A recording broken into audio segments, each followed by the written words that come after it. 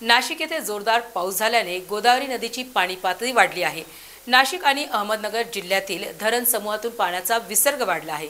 यामुळे जायकवाडी पैठण धरणाची आज सकाळी 6 वाजताची पाणी पातळी 23.92% असल्याची नोंद झाली असून पाण्याची आवक 37,895 नोंद झाली असून एकूण पाणीसाठा 1,257.492 असून जिवंत पाणीसाठा 519.386 असल्याची माहिती सूत्रानुसार प्राप्त झाली आहे। नाशिक येथे जोरदार पाऊस झाल्याने गोदावरी नदीची पाणी पातळी वाढली आहे। नाशिक आणि अहमदनगर जिल्ह्यातील धरण समूहातून पाण्याचा विसर्ग वाढला आहे।